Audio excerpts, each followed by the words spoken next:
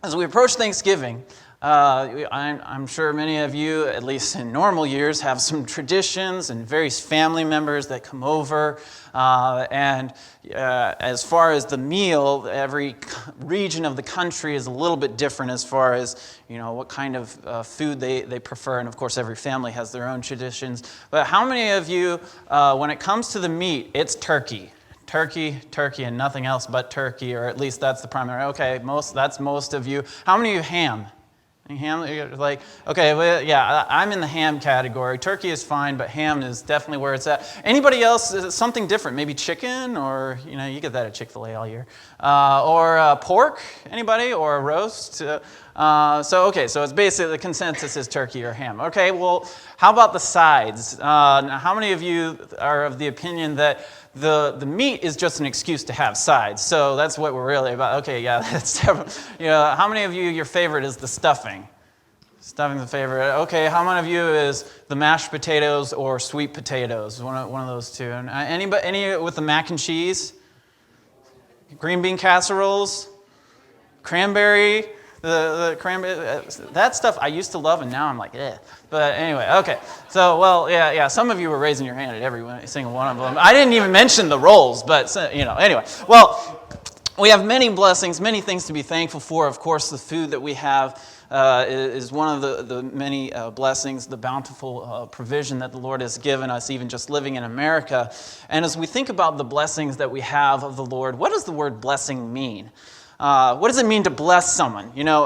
We say phrases all the time like, bless you whenever somebody sneezes. What do we mean by that? Well, one of the symptoms of the plague, way long ago, not the one we're in now, was coughing and sneezing, and it is believed that Pope Gregory I, or the Great, suggested saying, God bless you, after a person sneezed, in hope that this prayer would protect them from an otherwise certain death. Now we kind of just say it as a courtesy, and it's just kind of a custom, and we generally mean goodwill to the person, but it's not like, at least the last time I said it, I wasn't thinking, oh, you're suffering from the plague. Now somebody sneezes, and we're like, okay, you've got Rona. But we also say other phrases involving the word bless. We'll say something like, bless your heart, or bless his heart. And when we say the first one, like, bless your heart, we're usually meaning in a sympathetic way. Like, oh man, your car broke down in the rain today and you had a flat tire and you had to change it right there on the spot, and your Sunday best, and oh man, bless your heart. And it's kind of a sympathetic term that we're using it for. When you use it in the latter sense and talking about somebody else, at least down in the South, it's often a preface to saying whatever you want about a person. So you may hear something like this. Bless his heart, but he's just a few French fries short of a Happy Meal. She tries hard, but the driveway doesn't quite reach the road. His elevator doesn't go to the top floor, but bless his heart, he tries hard. So as long as you say bless his heart before or after, you're good to say anything you want about the person. I'm not saying that's how it should be. That's just generally how it is. Well, today we're going to continue looking at the topic of why Israel, why the church, specifically why Abraham. Why the Abrahamic covenant, and we're going to be looking at the aspect of blessing. And we're going to continue to look in detail at this puzzle that I talked about last time, where we're familiar with this puzzle, but we're breaking it down into smaller pieces so we can appreciate more fully what God is doing. So, brief review of where we've been from the first message, the message of the Bible, and we saw that the message of the Bible, it's about God's glorifying mission to restore fallen man to fellowship with him in his kingdom through his Son, and thus bringing glory to himself. It's God's rescue plan for mankind. And we see that the plot line, the three key areas of creation, fall, redemption, right there at the beginning, and it sets the tone of the whole Bible. So as we looked at the theme of the Bible and gone through the whole Bible, tracing that theme of God's redemptive plan for his people, we saw how God desires to dwell with his people. And that's what we had in the Garden of Eden. Perfect fellowship, God's presence, God in God's special land. So at creation, God set up that earthly kingdom, created mankind to glorify him and to exercise dominion and rule over the earth. But then at the fall, mankind rebelled against God and forfeited the privilege to live in God's presence and his land. But God promised restoration right after the fall, and he promised a Messiah, the seed of the woman, who would come and redeem mankind back to fellowship with him. So the question for the rest of Genesis and really the rest of the Old Testament is, when will redemption come? Wickedness prevailed through the line of Cain and really just through the rest of Adam's descendants, and wickedness was prevailing from Cain all the way to the flood and then to the Tower of Babel. And we follow the seed of the woman through the line of Seth to Noah and Shem and then Abram. And so God chooses Abraham to be the one that he's going to keep his promises about the seed of the woman. And so for the rest of the Old Testament, we're following this special family, this nation that's going to come for Abraham. So as we look at the Abrahamic covenant, we looked at several of the key passages. We won't look at all of them today, but we're going to look at Genesis 12, and we'll also be in chapter 22. And that's where we're going to start reading, in Genesis 22, verses 17 through 18. We're going to read about the blessing that God says to Abraham. In verse 17 of chapter 22, it says, actually, I'm going to read verse 16. It says, "By myself I have sworn, saith the Lord, for because thou hast done this thing, and hast not withheld thy son, thine only son, that in blessing I will bless thee, and in multiplying I will multiply thy seed as the stars of heaven, as the sand which is upon the seashore. And thy seed shall possess the gate of his enemies, and in thy seed shall all nations of the earth be blessed, because thou hast obeyed my voice." Okay, so we referenced this verse last time, and that phrase where it says, "In blessing I will bless thee," we mentioned how it's the same Hebrew word back to back, just a slightly different form, and it's doing that for emphasis. So some translations will say, I will surely bless thee," or "I will greatly bless thee." That's what it's doing there in the Hebrew.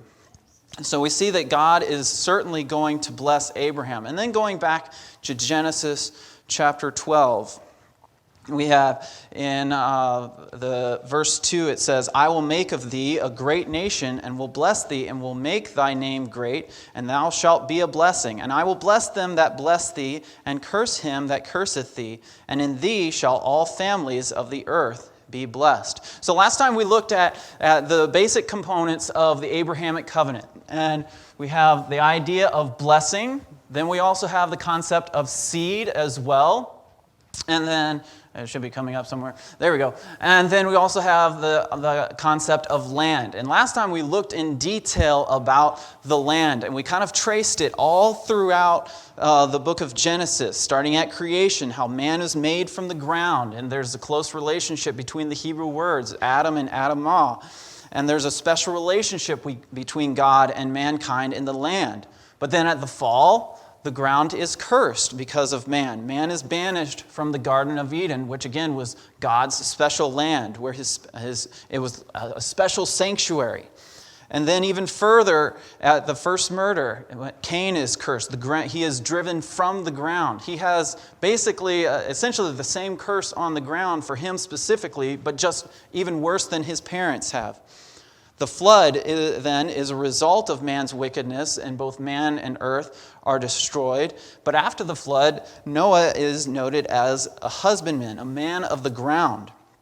And then God is going to give Abraham a special land that he will show him. That's the land of Canaan. His descendants will possess it. We see that repeated several times in the Abraham narratives. It's repeated also to Isaac and then to Jacob, who, even though he was exiled from the land because of his own deceit, he still receives the same Abrahamic covenant assurances from God and his father.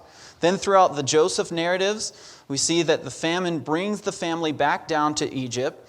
But the famine that Joseph faced and the rest of the family faced, it caused them to move down to Egypt. But God promised them that they would end up back in the promised land. And then for the rest of the Pentateuch, the Israelites are repeatedly told that God is going to give them the promised land. So the conclusion that we kind of looked at from that theme of the land that God is going to give Abraham and his descendants is that unrighteous behavior results in exile from the land. Adam and Eve sinned. What happened? They were exiled out of God's special land. Cain and the flood, and then the Canaanites. Because of the Canaanites' wickedness, they would forfeit their land. So obedience to God would be crucial for the Israelites to be able to stay in the promised land. So then we come to the verses that we just read. On the screen you should see behind me Genesis 22, 17 through 18. You see the blessing that God says that He will bless Abraham, and He will multiply his seed. And then you also have the idea of that all the nations of the earth being blessed. And then you have Genesis chapter 12, verses 1 through 3 that we just read a second ago. I will make of thee a great nation. I will bless thee and make thy name great, and thou shalt be a blessing. Now, before we break down the various ways that Abraham was blessed, let's look at three key words in this verse as we zoom in, particularly on verse 3. It says, I will bless them that bless thee, and curse him that curseth thee, and in thee all shall all families of the earth be blessed.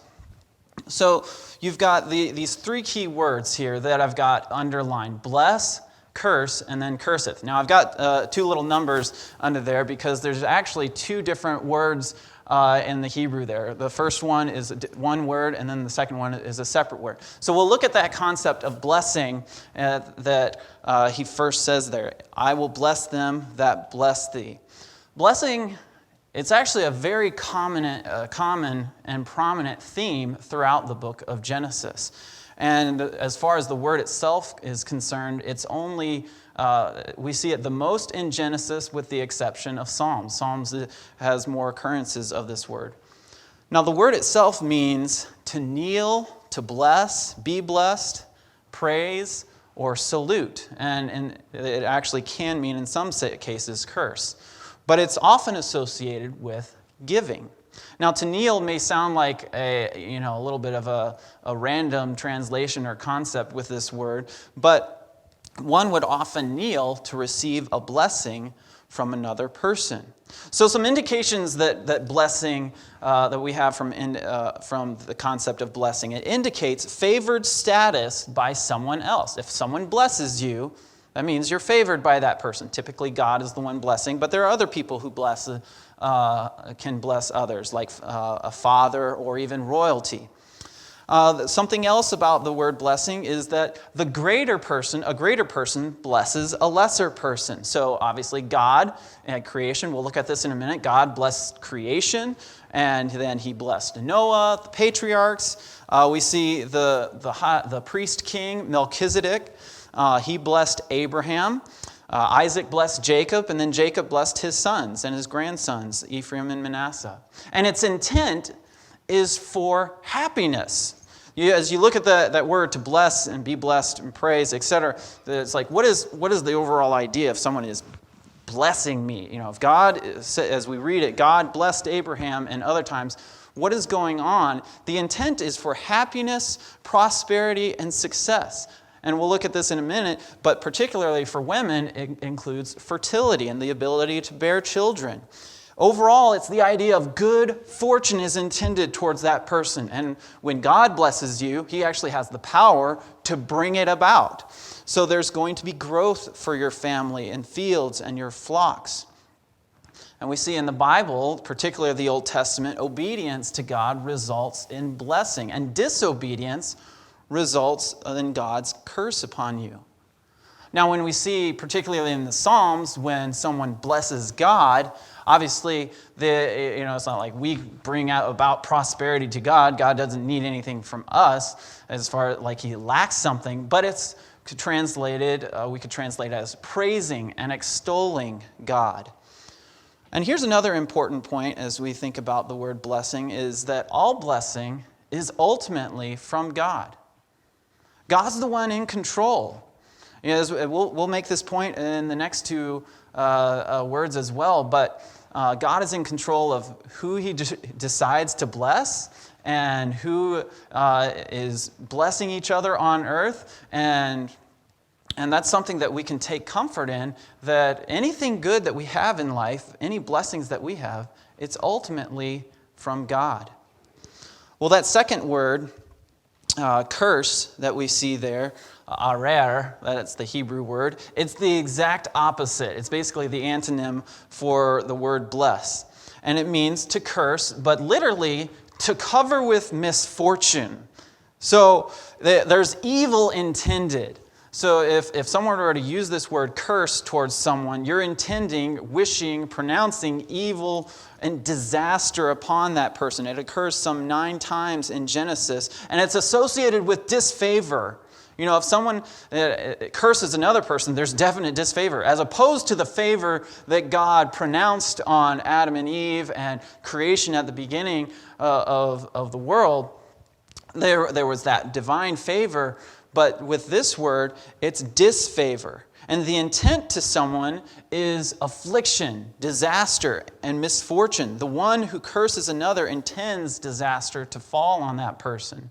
And again, it's usually declared by a greater individual over a lesser one. God at the fall cursed the serpent and the ground. There's a lack of favor and a lack of harmony there. Noah cursed Ham's descendant Canaan. Jacob cursed the anger of Simeon and Levi. And again, like blessing, cursing is in God's control. We see this especially in the account of Balaam, the false prophet in Numbers 22 through 24. He was hired out to go curse the Israelites. And what does he do? He gets up and he's like going to pronounce a curse, and God changes what he's going to say to where he blesses them.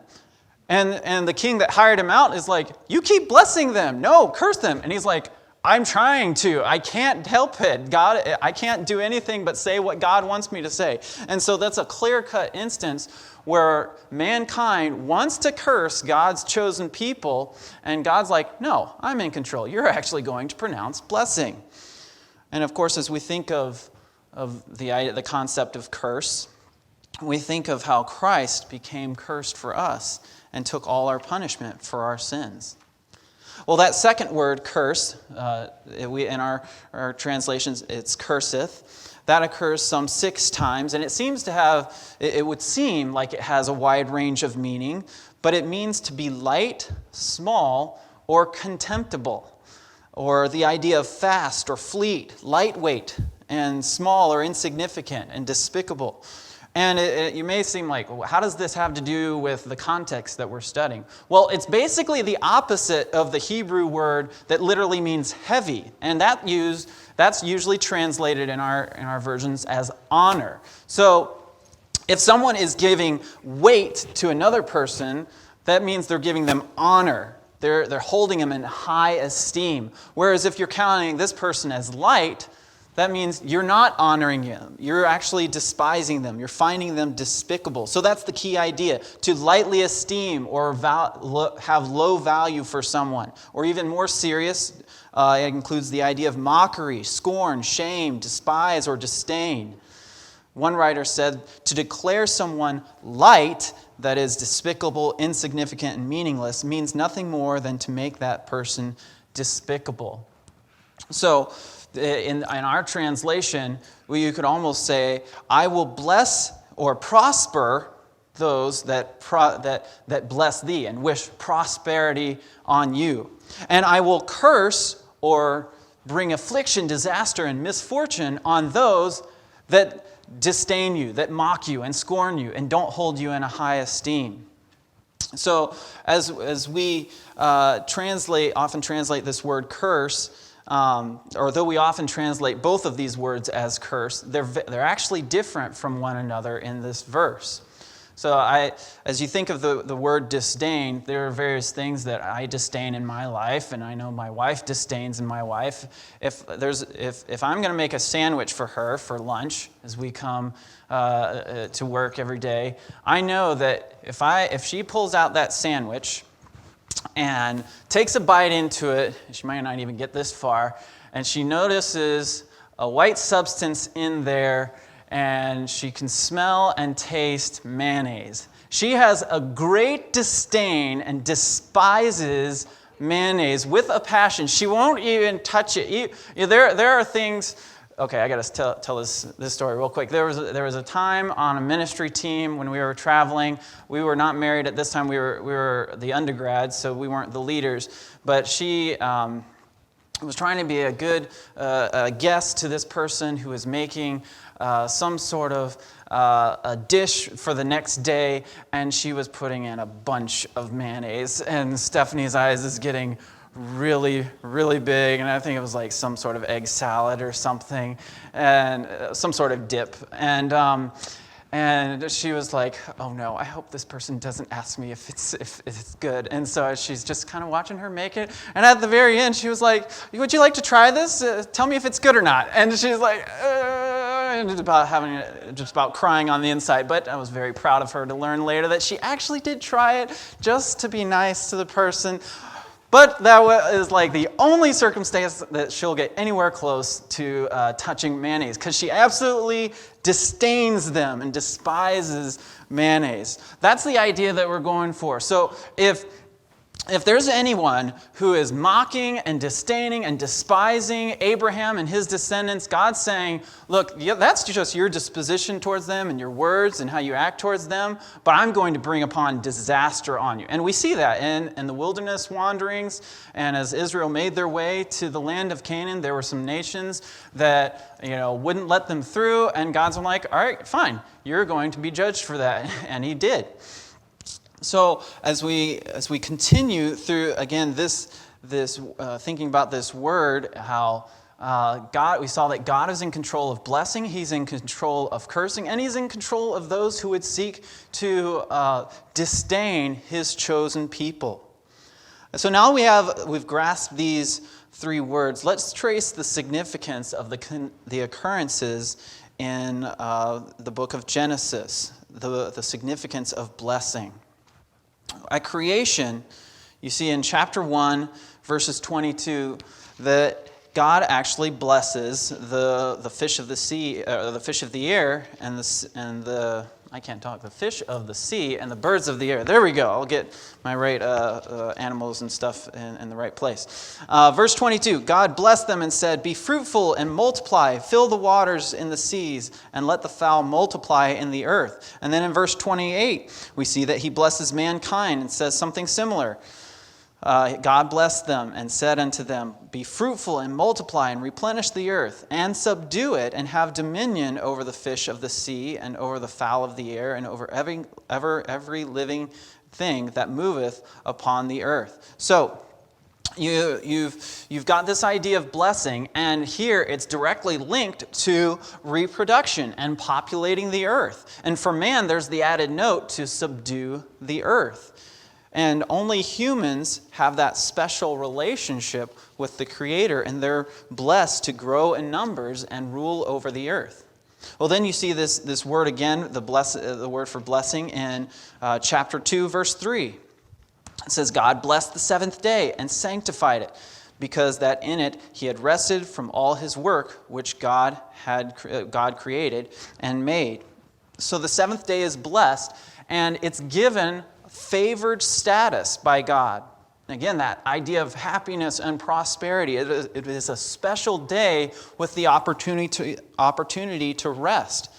And rest is really a sacred blessing.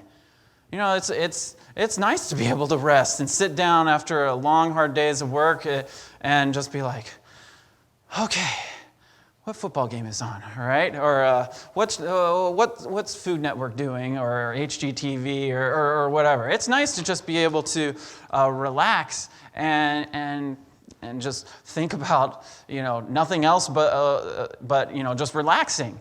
And once the fall happened, no longer was rest going to be as easy to come by. In fact, in chapter 3, going over a couple pages, in verse 14, we have that first word for curse appearing.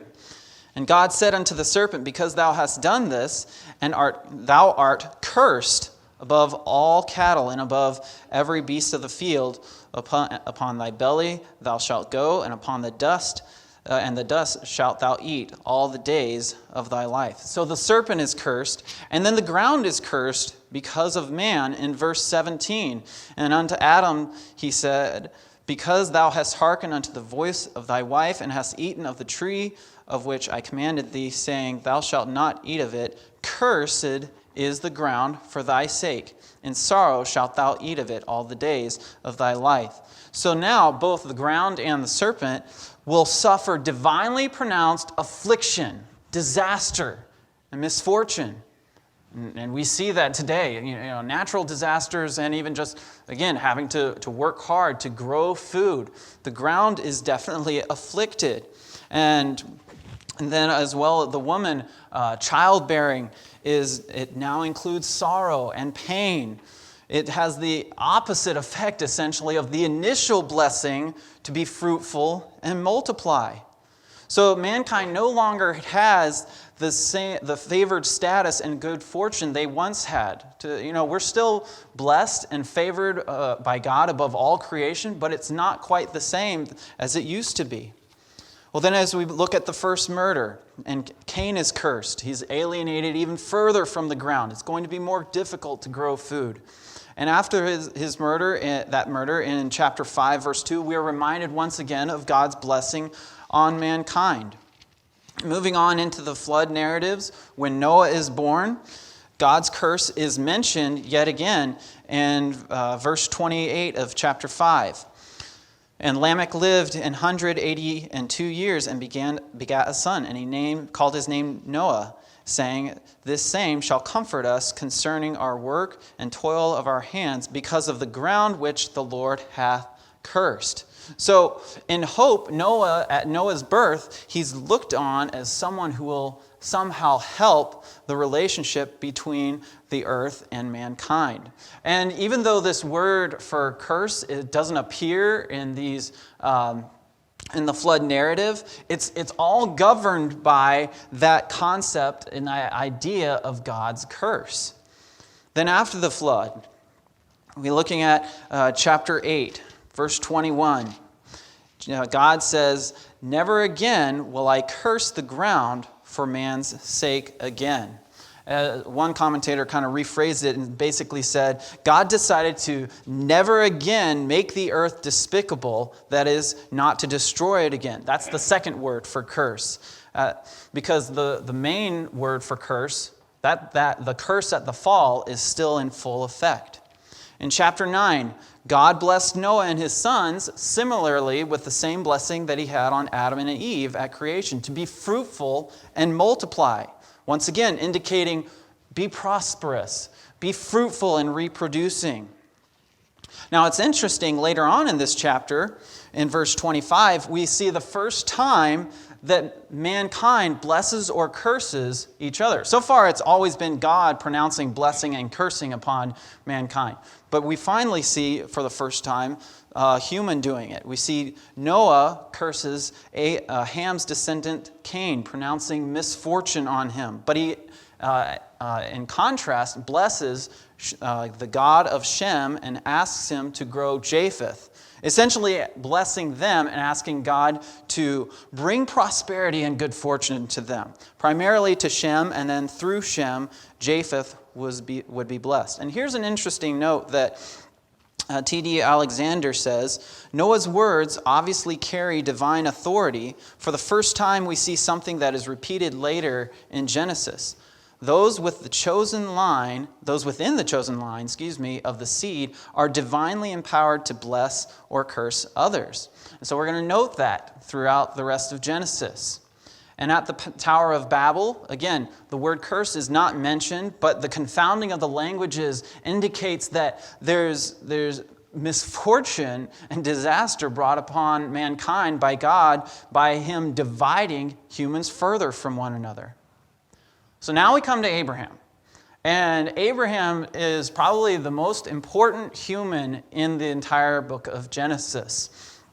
Because chapters 3 through 11 show the wickedness of mankind and the effects of the fall and the sin curse, and how the relationship between man and ground and the lack of the same blessing from God, how it's just not like it was. And with Abraham, the rest of the book is going to focus on him and his descendants and how God desires to bless him and his descendants, and through them he desires to bring blessing and favor upon all mankind. So as we look at Abraham, we've already been in chapter 12, verses 1 and 2. You can just kind of keep your thumbs there. But when God blesses Abraham, he again is indicating his desire to bless humanity and reverse the negative effects of the divine curses which they live under. So what are some of the aspects of the blessing that we see in these verses as well as others? Well, you have prosperity and goodwill and favored status by God. That's just inherent in the word itself, blessing, to bless. That's the idea of wishing and pronouncing goodwill and prosperity and fortune and happiness on someone. So it's inherent in the word that he has favored status from God. And it also implies that throughout the Abrahamic narratives and even beyond with his descendants, there's a special relationship. We know from the New Testament in James verse 23 of chapter 2, Abraham is called the friend of God. Well, not only is there prosperity involved in this blessing, but God says that he's going to make of him a great nation. That's one of the blessings. And this implies land, which is also promised. God's going to give him land. And we even see that in his nation, the nation that's coming from him, his family members are going to be blessed. His wife is blessed in chapter 17, verses 15 and 16, that God says, I will bless her and she will have a son. Even Ishmael, who is outside of the chosen line, he is blessed in chapter 17 through 20. Not only does he have a great nation, God's going to make a great name of him. He's going to be famous. Most people are going to give honor to him and not esteem him lightly. They're going to esteem him heavily, if I can say that. They're going to give honor to him. And this contrasts the Tower of Babel, where the people said, let us make a great name for ourselves. They were very proud and selfish and wanting to get their own accomplishments and build up their own name. But God says here, I'm going to prosper you. I'm going to build up your name. And that's just, a side note for us is that we don't need to be proud of all of our achievements because they all come from God. We don't need to try to make our own name famous because that's what the world does. It's like, grow your business and end with the most money and be the most famous person in America through all your own achievements. And God's like, look, I will make great who I want to make great. And you don't have to worry about where you are as far as your fame and prosperity versus one another. I'm going to take care of you. And with Abraham, he says, I'm going to be the one to make your name great. Well, then there's also the concept of divine protection from those who would disdain and scorn Abraham. That's why he says, I will curse him that curseth thee. So those who are going to disdain you, I'm going to protect you from them, and I'm going to bring a curse upon them. And those who actually do bless you and wish well upon you, I'm going to bless them. Now, interestingly, as a side note, that second word that we were looking at for curse, that means disdain and to scorn and mock, that's the same word that is used when Hagar looked on Sarah with contempt after she had Ishmael. She's now mocking Sarah and holding her in light esteem. So as we've looked at the personal blessing that Abraham has, we'll also look at the international blessing. And this is getting into a little bit of why Abram. We asked that question at the beginning of this time and last time. Why do we have Abraham in the first place? A significant reason is found at the end of verse 3. In thee shall all families of the earth be blessed.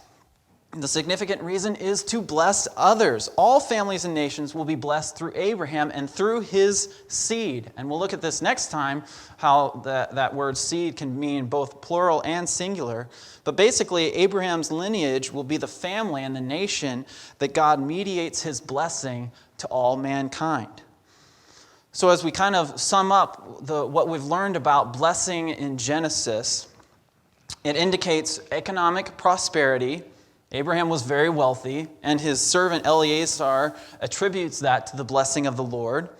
And we see fertility being part of that idea of blessing, the ability to bear children. And positively, we see that God blessing Adam and Eve and Noah and his sons with, be fruitful and multiply, the patriarchs as well. And then negatively, it's associated, whenever you aren't able to bear children, it's associated with God's disfavor. Abimelech's household, the people in his household weren't able to bear children. God said, the text says that God had closed up the wombs of the women in the household because he had taken Abraham's wife Sarah as his own. And then even Sarah and Rebekah and then Rachel, the wives of the patriarchs, for a while they were barren themselves. Not only does blessing indicate economic prosperity and fertility, but it also includes the ability to facilitate and bless others. Each patriarch blessed their firstborn. I say firstborn because Ishmael and then Esau and then Reuben, Simeon, and Levi were all passed over. But each patriarch and the descendants would then be a blessing to other people and other nations. And we see that the children of Ishmael and Esau and the children of Abraham's wife after Sarah, Keturah, they were all blessed as well, but they didn't have the same special blessing and relationship with God and are not in the same lineage, or not in the lineage of Christ.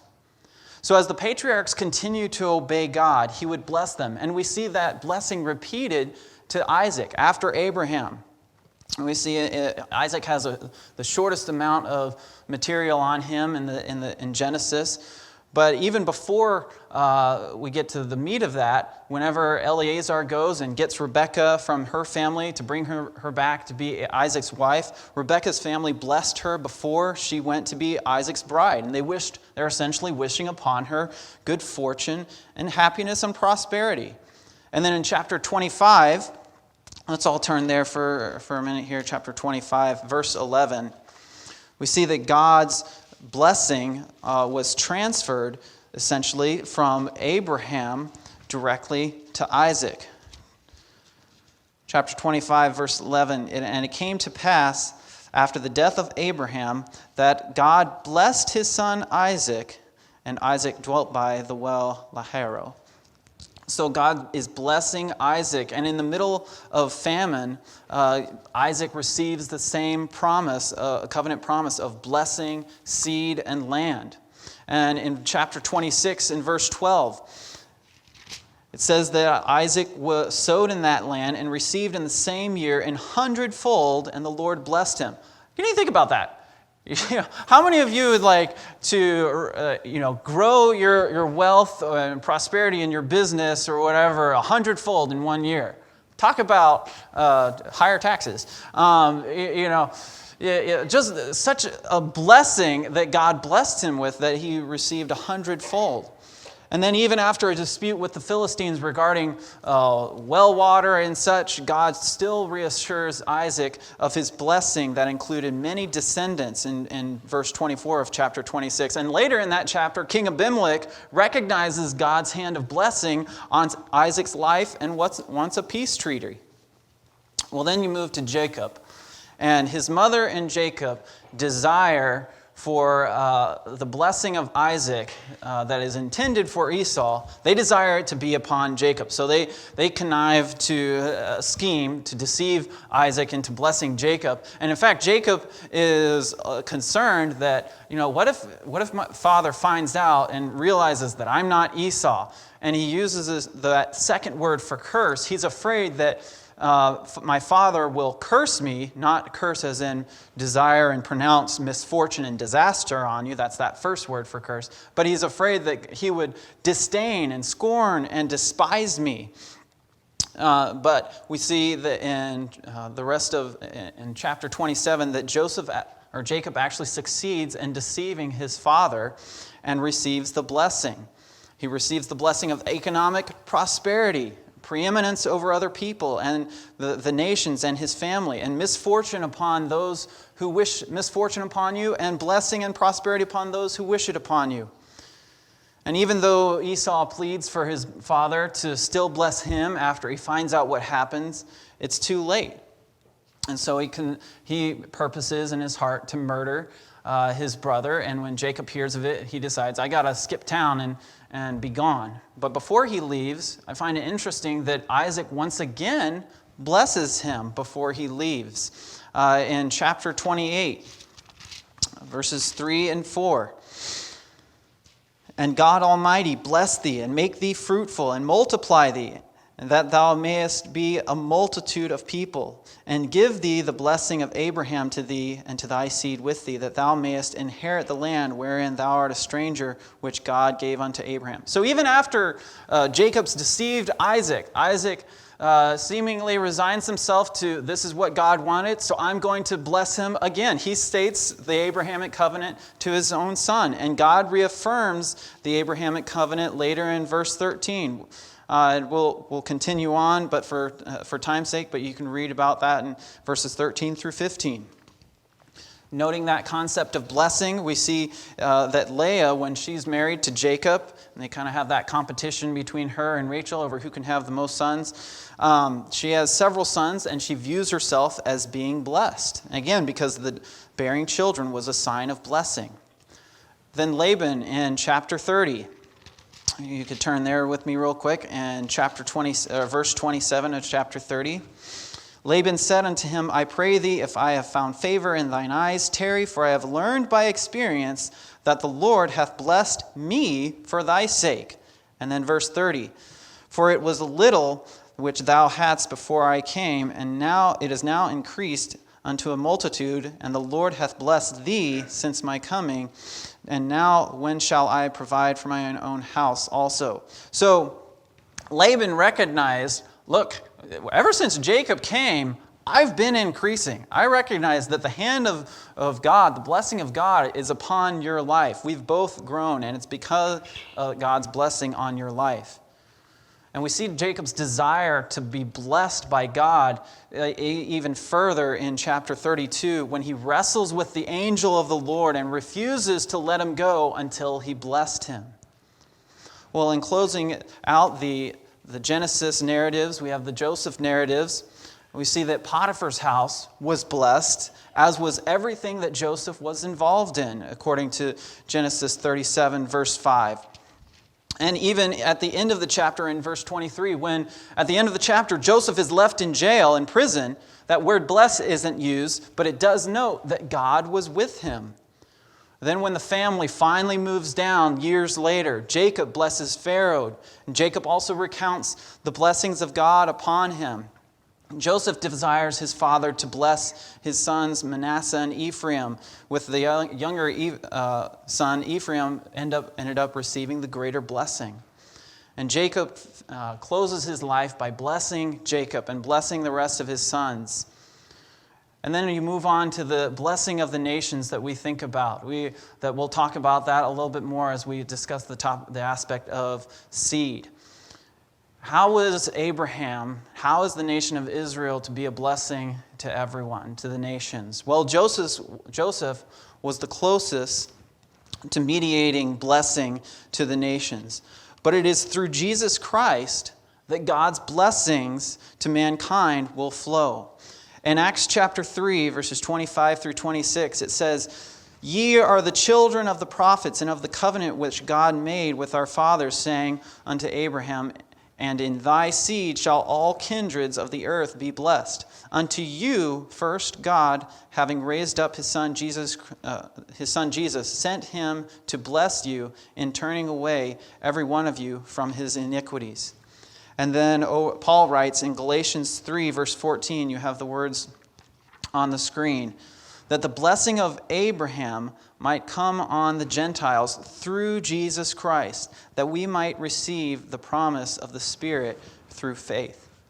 So the line of Abraham, the descendants of Abraham, the key descendant was Jesus Christ. And it is through him that all the world is blessed. Both Gentiles and Jews can have salvation. They can have that blessing of fellowship with Jesus Christ, with God. And that is the greatest blessing of all. Restored fellowship. That is the best thing. The greatest blessing that Abraham had was not the promise of land, which he was a sojourner in. He never owned the land in its entirety. It wasn't, a great nation. He only had Isaac and Ishmael, and then some other sons from Keturah, his other wife.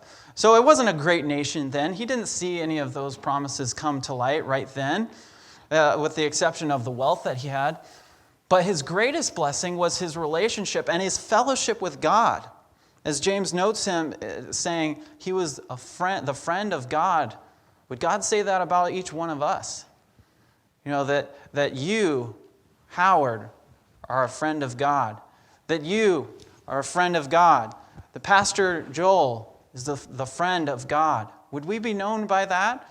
Would God look on us and say that this person desires the fellowship with me so much that I count them as my friend? That's the greatest blessing of all, is having a relationship with Jesus Christ. So as we approach Thanksgiving, I would encourage you and challenge you to make sure that you are, one, enjoying that relationship with God, because that's the greatest blessing of all. And then two, thank Him for that blessing. Thank Him for Jesus Christ. Our relationship with God is made possible through Jesus Christ. So I want us to close today by singing a song that we sing every Sunday morning. Praise God from whom all blessings flow, because that's where they all do come from. It's not of our own gifts and hard work and talent and this, that, and the other. It's all because of God's goodness, what He has bestowed upon us. And His greatest gift, His greatest blessing is His Son, Jesus Christ. So would you stand with me as we close? And I will lead us and praise God from whom all blessings flow.